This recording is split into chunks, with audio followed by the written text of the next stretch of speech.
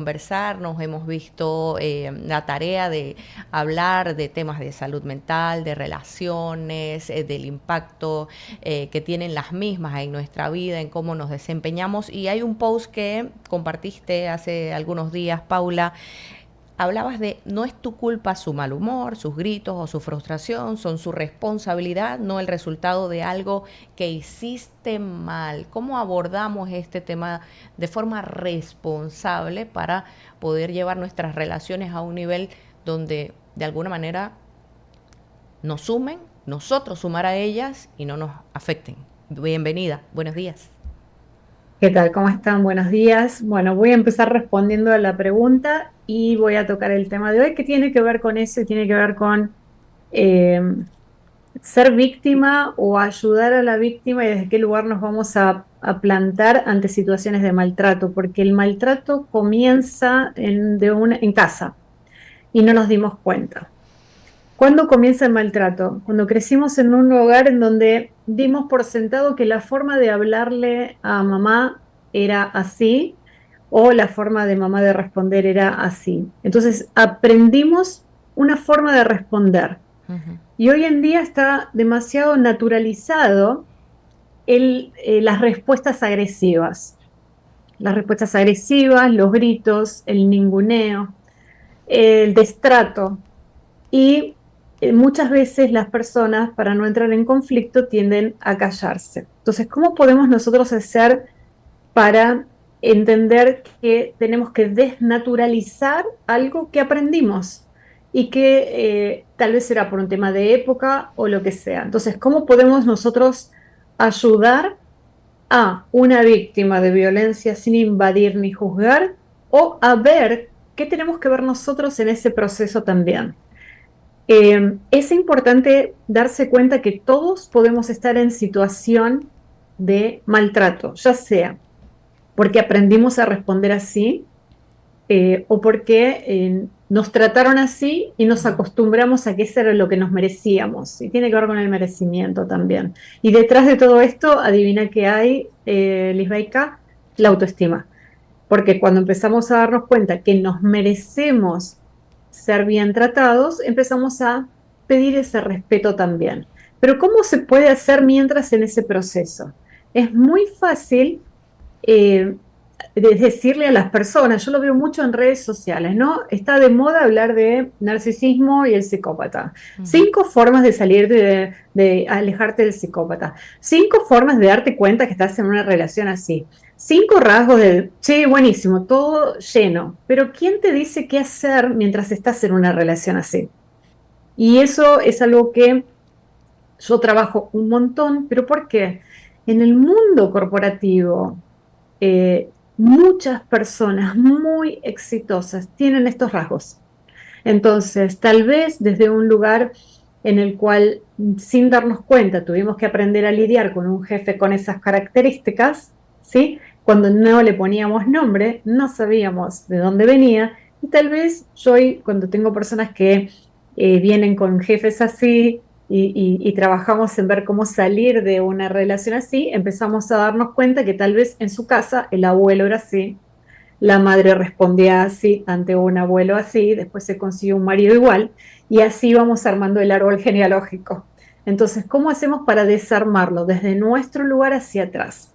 El tema que yo traje hoy, siguiendo un poco lo que sucedió con Marie Claire esta semana, que para mí terminó siendo alguien cuya misión del alma fue esta, ¿sí? Es mi lectura de eso, fue, bueno, ella tuvo que hacer eso hasta para que esto se expanda.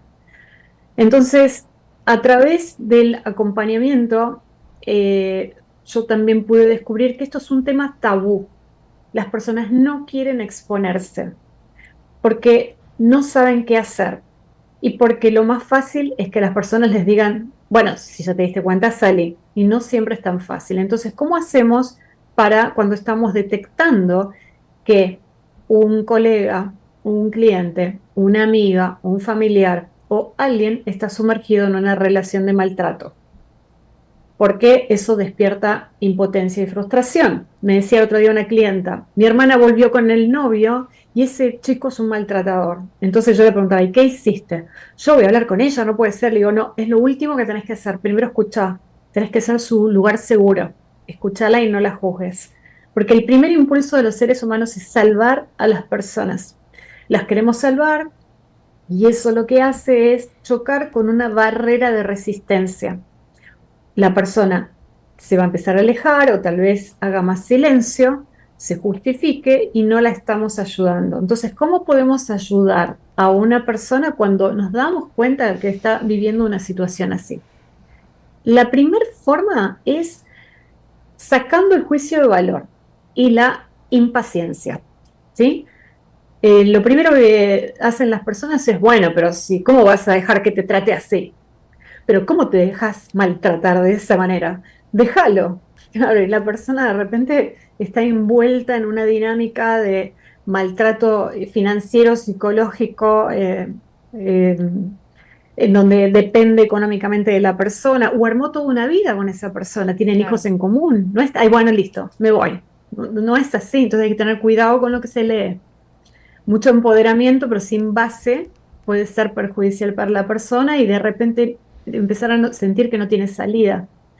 La psicología del abuso demuestra que el vínculo traumático genera dependencia similar a una adicción, en donde la autoestima está desmantelada, no existe autoestima, porque el maltratador utiliza la autoestima, sabe que está jugando con eso. Entonces, enjuiciar a la persona que es víctima de eso solamente confirma lo que el agresor después le repite constantemente, no servís para nada, y qué le dice el amigo, salí de ahí, si te querés salir de ahí, y el otro le dice, Claro, no te querés, estamos claro. reforzando el mismo mensaje, ¿sí? El segundo paso es tener un protocolo de acompañamiento, es saber qué tenemos que hacer para acompañar. Lo primero, escucha activa y validar, es decirle, te creo, no es tu culpa. Estoy acá para cuando estés lista. Puedes contar con mi casa, puedes contar conmigo. Llámame cuando necesites, mándame un mensaje. Estoy para vos. Después es ofrecer ayuda concreta, no dar órdenes. La ayuda concreta es, mira, si necesitas un lugar para dormir, sabes que a cualquier hora me puedes llamar. ¿Querés darme las llaves de tu casa por si necesitas algo? ¿Querés que tengamos un mensaje por si estás en riesgo? Un mensaje en clave. Mi casa está abierta. Después es respetar los tiempos de la persona. El proceso de salida de una relación abusiva puede tomar años. Puede ser por momentos que te animás, por momentos no. Por momentos me ha pasado a mí que venga una empleada a pedirme que la acompañe a hacer una denuncia a la comisaría. La acompañé a hacer la denuncia a la comisaría y después de hacer la denuncia no volvió a aparecer por mi casa. Wow. Eh, Sí, yo nunca, siempre me quedé con la duda de si le habrá pasado algo o se habrá arrepentido porque volvió con la persona y no quiso volver acá. O quizás Entonces, quizás por vergüenza o no por quiso hablarte. vergüenza, o Ujú. exactamente. Después tener recursos para derivar.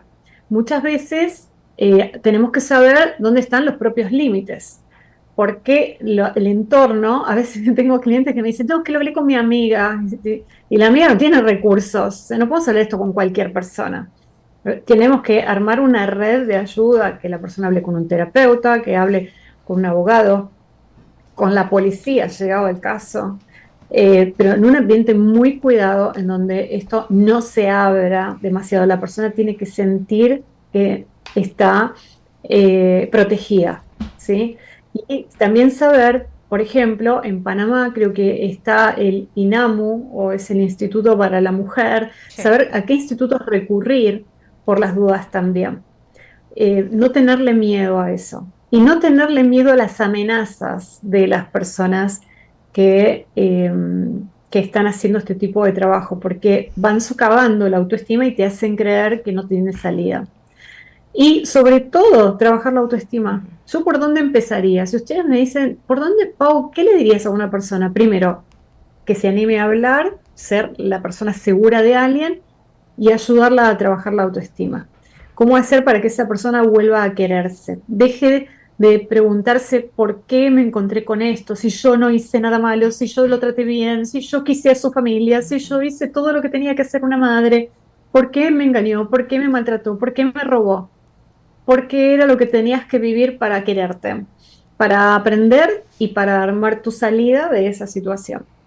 Entonces, que es un poco lo que hemos visto detrás de la situación esta de la semana pasada y que está en cada hogar. Si ustedes empiezan a prestar atención, cuando empezamos a prestar atención a las formas, se van a dar cuenta que estamos rodeados de esa forma. Y no sabemos qué es lo que pasa dentro de las casas cuando estamos rodeados de esa forma. Está tan instalada la forma como algo normal. Bueno, pasa que el jefe vino como de mal humor, cuidado, no nos acerquemos. Ayer perdió River. Yo tenía un jefe que teníamos que investigar qué equipo había ganado el día anterior para ver cómo iba a venir al día siguiente, ¿no? ¿Y si perdía Y su yo decía, equipo? pero entonces, ¿qué genera? Hay algo que genera y es vivir ambientes inseguros.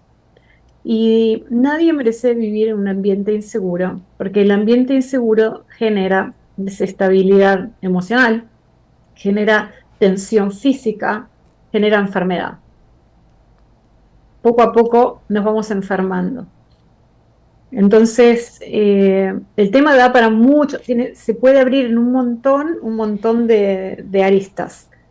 Quiero, quizás con tu mensaje también invitas a la proactividad, Paola. O sea, ser amigo, ser familiar, ser cercano a una persona que está atravesando por esto y quizás no tener las herramientas o la escucha desarrollada para poder identificar o escuchar sin enjuiciar, es algo que quizás lleva algo de tiempo para que puedas desarrollar y puedas sostener a una persona como esta. Y te digo, invita a la proactividad porque no podemos ser solamente personas que observamos la situación, sino que de alguna manera involucrarnos para sostener a la persona y acompañarla en el camino que, como bien lo mencionas, puede demorar años. ¿Qué puede hacer alguien que quisiera ayudar a alguien que esté en una situación de esta naturaleza y no sienta que tiene las herramientas para sostenerla? ¿Qué hacer? Se puede quizás educar, quizás buscar Se puede, ayuda profesional y a quién escuchar también, porque como lo mencionaste en principio, en redes sociales escuchamos a cualquier cantidad de expertos diciéndonos, estos son los 5 pasos para esto, sigue por aquí, haz estas 3 cosas y el problema está resuelto y lo cierto es que no ocurre de esa manera. ¿Qué hacemos? bueno, primero para elegir profesional, miren los testimonios en la página del profesional. Entren a la página del profesional y fíjense si esa persona tiene autoridad, trayectoria, qué dicen sus clientes, qué logró con los clientes. Eso principalmente, porque hoy en día cualquiera presiona inteligencia artificial, tira el tema, te crea un Wow, artículo, lo bajás, lo protocolo. subís a la plataforma y lo vendiste y ya está, y aparte te genera el video y lo grabás. Con lo cual, sepan, no se dejen embaucar con eso. Por otro lado, también hay terapeutas que ni siquiera saben trabajar esto. A mí me ha pasado tener terapeutas frente a mí que me digan, y bueno, es 50 y 50 la responsabilidad. Si hay un hombre que maltrata es porque hay una mujer provocándolo. Y les hablo de gente eh, que trabaja en mi Reconocida. país también, ¿no? O sea, y yo escuchar eso y decir, no es así. No es así bajo ningún concepto y nadie merece que levanten la voz ni que los maltraten. Y en todo caso, esa persona tiene que trabajar qué le pasa con su gestión de las emociones.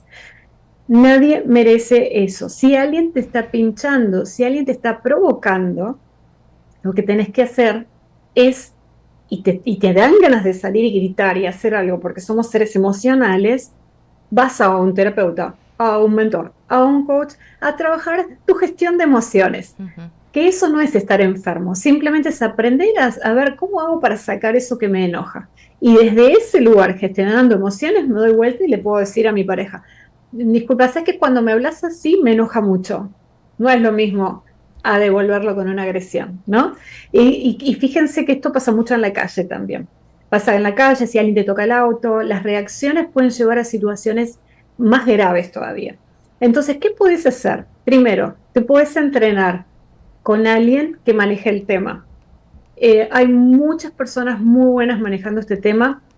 desde distintas aristas. No necesariamente tiene que ser terapeuta, también hay personas, fíjense, yo misma que hago mentoría y coaching, trabajo con esto, hago otro tipo de terapias, trabajo con esto, hago terapias alternativas, y no necesariamente tenés que meterte en un proceso largo, puedes ir a trabajar esto, ¿cómo hago para ayudar a alguien? Esto se puede dar en la empresa, con personas que son parte de tu equipo, poder identificarlo, poder darte cuenta cuando una persona baja el rendimiento, si le está pasando algo en su casa, y poder hacerle las preguntas adecuadas y sobre todo ser generadores de espacios de confianza. El espacio de confianza es el espacio en donde sabes que nadie va a hablar de eso fuera. Me Eso encanta. es lo más importante. Si usted es líder de un grupo o tiene amigos, sepan, no hablen con A sobre B con C de lo que hablaron con B. Siempre digo esto, hay que cortar los triángulos y generar más relaciones en donde las personas saben a quién recurrir y confiar, porque es muy delicado el tema y porque muchas de las decisiones que puede haber de quitarse la vida tienen que ver con esto de cómo me ven los demás.